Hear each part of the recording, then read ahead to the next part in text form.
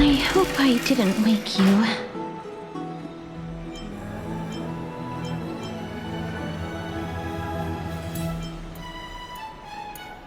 Huh? No. No. I'm here because of private matters, actually. If it isn't too much to ask, I'd really like it if you could come along with me to retrieve something.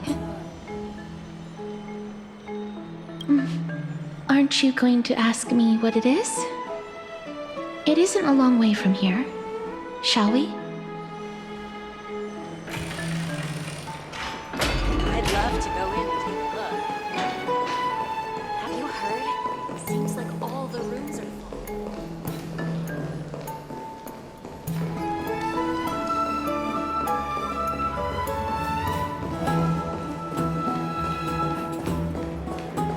The streets are packed. It seems the vote to pause the flame chase journey has begun. I want to vote! Tell me how I can vote! Take your ceramic shard, engraved with the Kethali rune, select the Council of Elders in your heart, and pray silently until the shard registers your choice. Then toss it into the Dolium. The Council of Elders? More like the Council of Buffoons! The Black Tide took my hometown long ago! Who are they kidding with bringing back Erechrysia? It's all a sham to create their own Erechrysia in Akama! The Titans are just. So long as we do not overstep our bounds again, we will not incur divine wrath.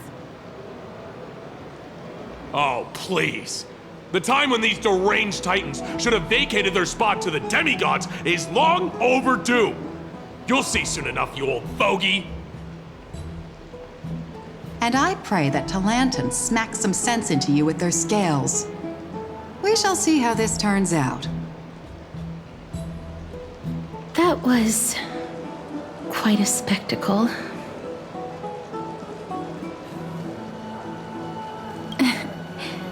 I suppose peaceful is technically correct if no actual violence happened. To this day, I still find it almost unreal that Akama is the only place illuminated by light amidst the crumbling ruins of Amphorius. And its people are even holding votes to reconcile differing opinions. This peaceful sight is making me forget that this is the end times.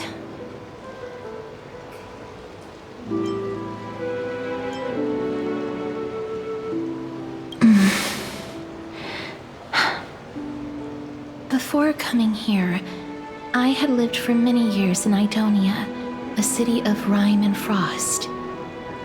The people there were devotees of Thanatos, and were well known for their unique burial rites and traditions. Traditions that I played a major role in.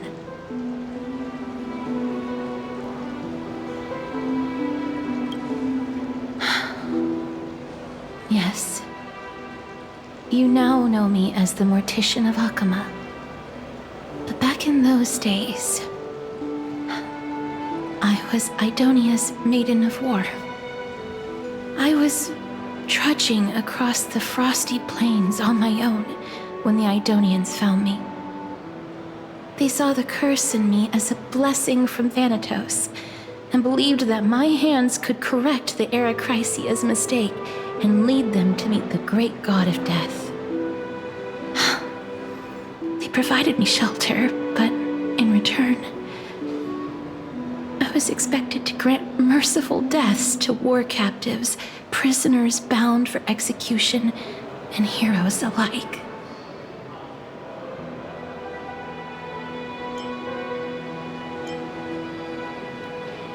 Is that how you see it too? But no matter how kind or cruel the means, nothing can change the essence of death. Taking away someone's life is never worthy of religious worship.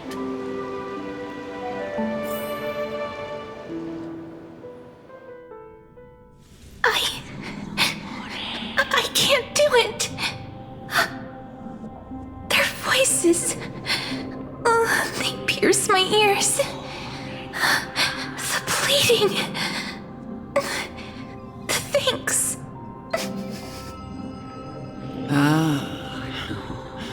I know that feeling, child. I was once as lost as you are now. But you must respect those walking towards death, just like how you should respect yourself as the Holy Maiden granting humans glory and liberation. What you're asking me to do is no better than the task of an executioner, and yet you want me to respect myself. No matter the titles, I am still taking away human lives. This won't be the first time that Edonia's fanatical nether warriors have faced death. On the contrary, recruits new to the battlefield often run away from their first fight. Death is the mightiest and gravest power in this world. The fact that you can wield it means you are deserving of respect. That's such a twisted reason. Then let me tell you a story. In Idonia, the great swords commonly used by executioners are called Draconian, in memory of Drakon, an elderly executioner. The sword has 3 air holes along its body. If the sword is swung down swiftly and accurately, the holes would make no sound, and the executed would also depart this world quickly and painlessly. But should the executioner have any hesitation, the holes would produce a piercing whistle. On that cue, the screams of the executed are sure to follow. Every executioner after Drakon is to hone their sword skills every day in preparation of future executions. Every swing of their blade must be more resolute than the last, for failing to do so will bring pain. Pain for the dying, as well as pain for themselves. No. I can never get used to this. You misunderstand, child. I am not telling you to get used to it. I'm asking you to consider the source of the dead's suffering and use that knowledge to fortify your future touches with more and more determination. Go, walk with the dead and love them as you love life. Then you'll no longer hear those noises.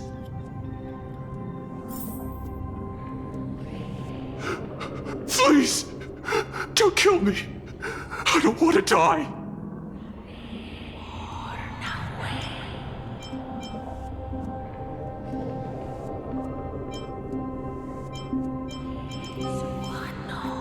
This is your duty.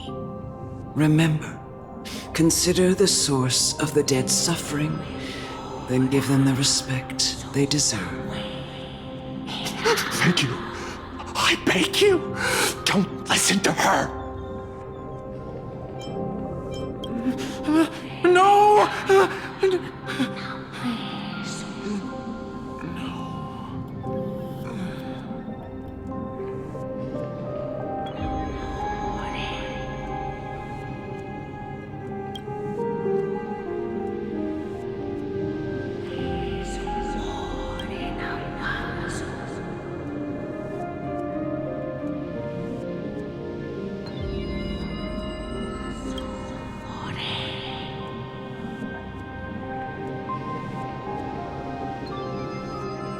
May you gain some insights through his sacrifice.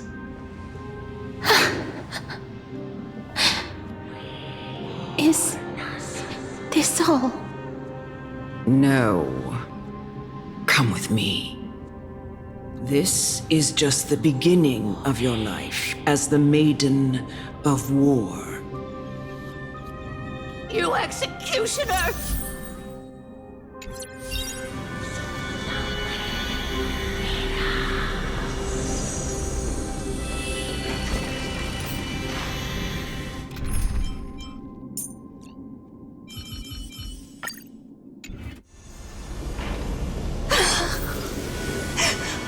Holy Maiden! Go, grant her glorious death.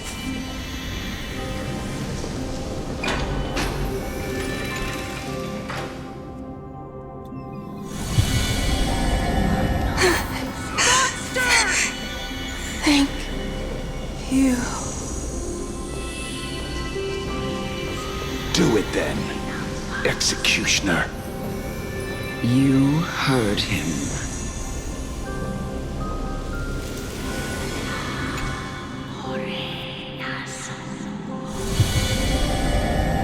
I curse you to live in eternal pain.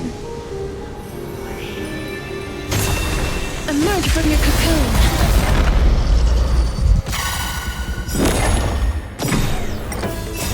Fighting the west wind! Away we go! Go, go,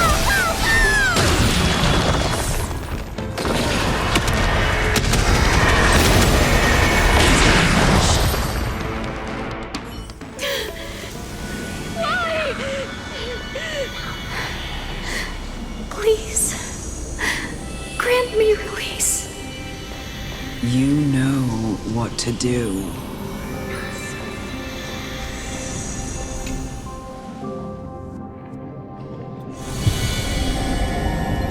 When will this ever end?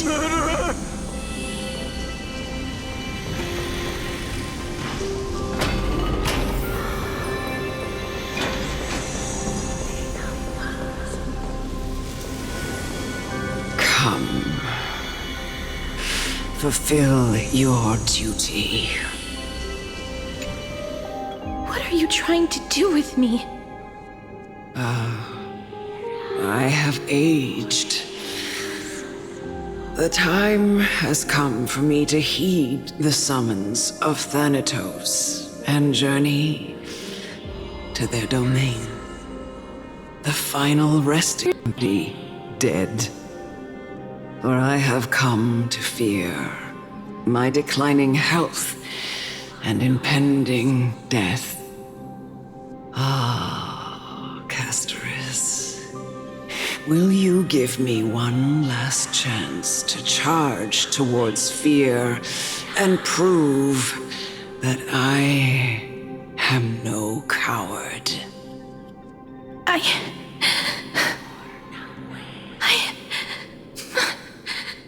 can't take this anymore! Child, it was I who brought you here from the frosty plains and set your farcical fate in motion. It was also I, Chief Executioner of Idonia, who forced the heavy duty of executing others onto you. I've always known that you have doubts and even anger about my faith and about me. I never had a choice. Indeed. We essentially abducted you. Yet you can end any sinful life with just a touch of your fingers. Shouldn't it be easy for you to escape from here? I'll never do that. It doesn't matter how lightly the Idonians take death, or how readily they accept it. I simply can't do it. I knew I was right about you. What do you mean? I've taught you and cared for you as my own daughter all this time because of this blessing that's been with you since your birth. I know no one else in the world would understand the weight of life and death more than you do. In the eyes of an Idonian, death is the end of all life. A destination we will all eventually reach. Humans should not resist it, but learn how to face it. You can only live your life to the fullest after understanding this principle. And when you do, even if you eventually leave Idonia's protection, even if you must carry the curse forever, you can live with your head held high, like everyone else. No! How can I? Come now. It's time. I've already taught you all that I know. Show me that you are a fitting holy maiden, or at least that you possess the resolve to become one. Come now. It's time. I've already taught you all that I know. Show me that you are a fitting holy maiden, or at least that you possess the resolve to become one. Emerge from your cocoon!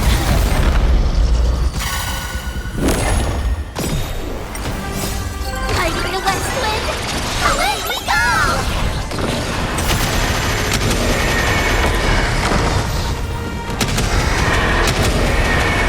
May death protect us!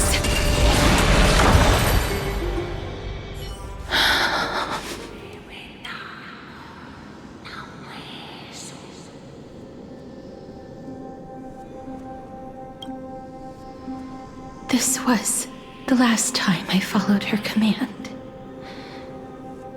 I gently touched the elderly woman before me. The executioner, who had seen too much death, died the same way as everyone else. A gasp for air, a wistful look in her eyes, and a barely perceptible tremor in her fingertips. Elder Amunet, the person who tried to teach me about death, ultimately vanished like dew in the morning mist. She spent her life embodying the beliefs of the Idonians, and when death finally came, she embraced it exactly as their doctrine had taught. I have nothing but respect for her. I erected a cenotaph in her honor in the marshes outside Idonia's city walls with the others I had laid to rest. Then, I set out once more in search of Thanatos. It was a long, long journey. I heard so many discussions about death along the way. Life finds meaning in death. The world improves because there is an end. It seems the most terrible darkness in this world. Everyone talks about its heavy weight. Some resist it, some worship it, and some even revere it. How did a disappeared titan become the deepest fear of humankind? And why do they haunt my dreams? I continued my travels to seek an answer. Initially, I was running away. Then, I started searching for it. And now, at the end, I just want to know if my touch, if my embrace, can do more than taking things away. Can I make anything? Can I leave anything behind? On the day that Oryx's trial ended, you must have had many questions. I felt just as confused.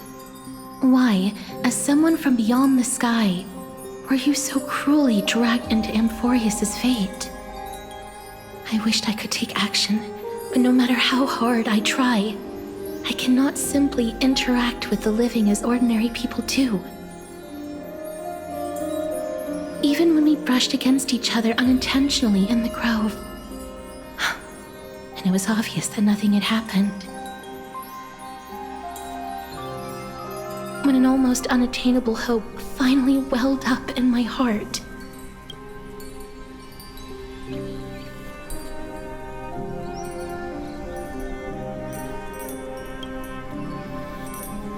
When I thought that perhaps my touch would no longer bring sorrow, fate declared to me, it wasn't that the curse of death had finally been lifted, but that your soul no longer belonged to this world, and there was nothing left for my hands to take. Nothing. And did I really think this time would be any different?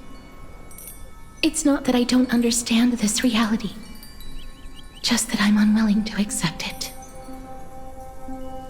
Having walked such a long road, I am still unable to find the answer to life and death. I am resigned to eternal despair. Anything I wish to hold on to, death will inevitably wrest from my grasp. From that moment on, I lacked the courage to confirm it again. Until Oryx laid bare the cruel truth before us.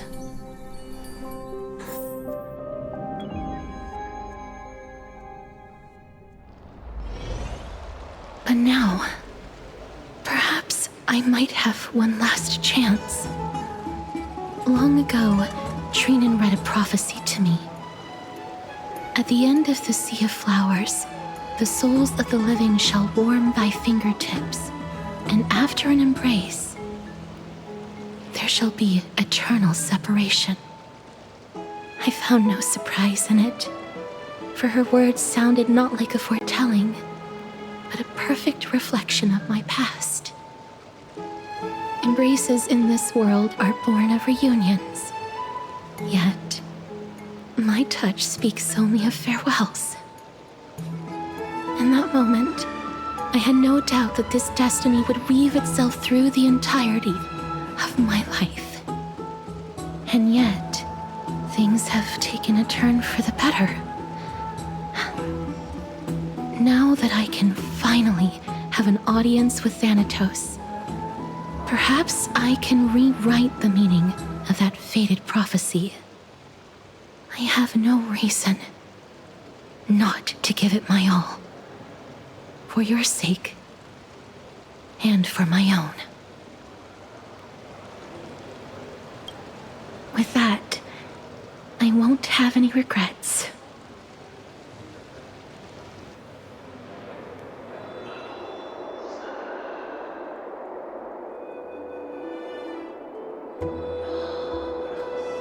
Let's put that aside for the moment.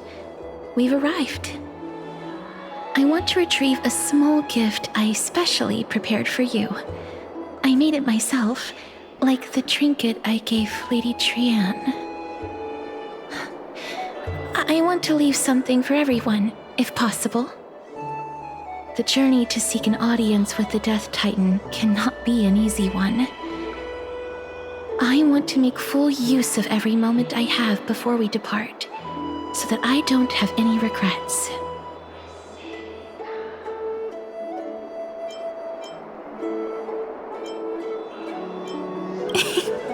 No, it isn't. You'll know when you see it. Look, it's right there.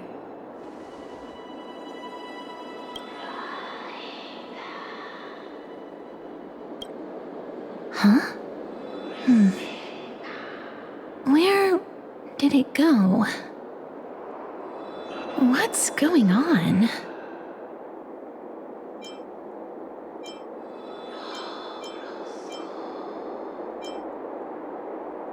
This is a...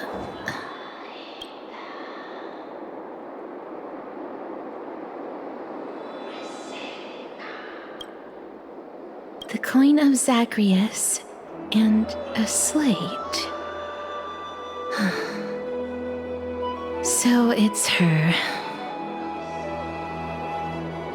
It's Lady Cypher, the demigod of Zagreus whom Lady Aglaia had spoken of. She's a master thief who's left legendary tales all over Amphorius. So many years have passed, yet she's still announcing herself in such a crass manner. Let's just do as the slate says and look for Lady Cypher.